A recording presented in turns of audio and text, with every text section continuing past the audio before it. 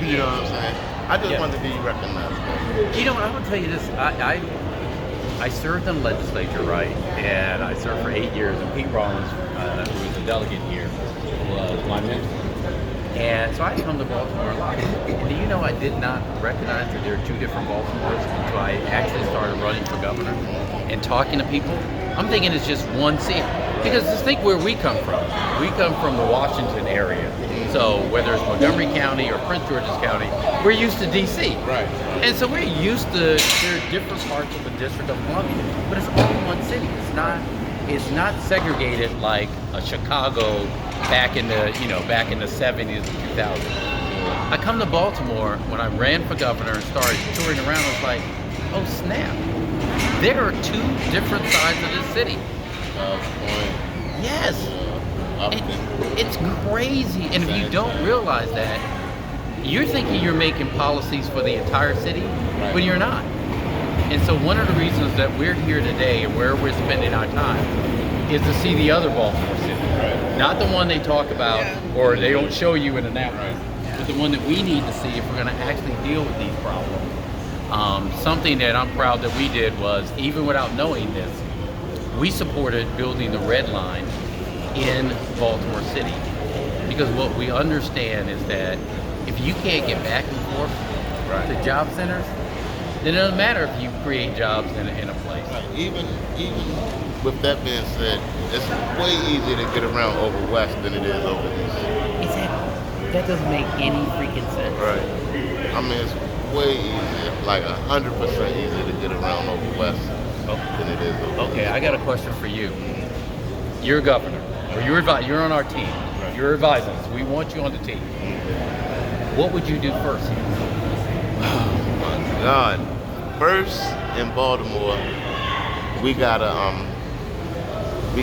promote respect in everybody. We gotta break it all the way down, because you gotta think, like in Baltimore, they like, Brandon Scott, it's your fault, it's your fault.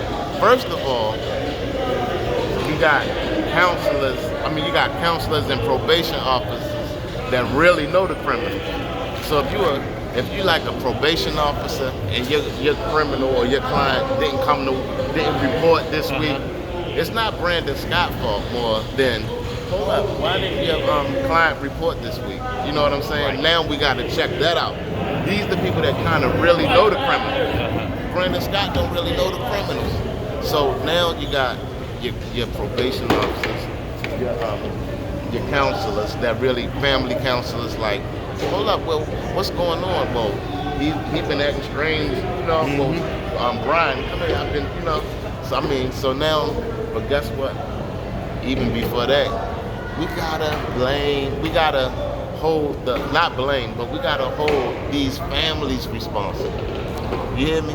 Like, you can't blame Brandon Scott and don't blame somebody's mom. You feel me? You can't hold Brandon Scott responsible for that kid and over there, that's right there.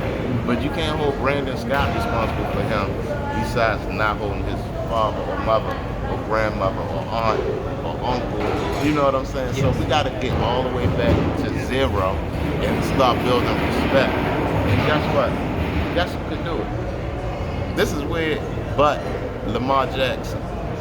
Lamar Jackson is the only person right now, it sounds crazy, but he the only common denominator that could bring everybody together and teach them, because guess why? He know Kodak Black. It sounds crazy, I know it sounds weird, but he know Kodak Black, and Kodak Black is like the code of these streets. The streets is super illiterate. The streets is destroyed. The streets is like, it's super under. Like, so we have breaking news here on Pennsylvania Avenue. Lamar Jackson for mayor of Baltimore. Listen, Lamar could be mayor right now, but he need the council. Lamar need to be the motor behind some uplifting. He could do it. He could do it more than Brandon Scott. Right. It's weird, yo. It's just, I know it sounds weird. No, it's actually right. If you think about Beyonce could do shit. I mean, shit. I'm sorry about it, but Beyonce can influence people. You know, Beyonce could probably influence everybody to stop eating from there.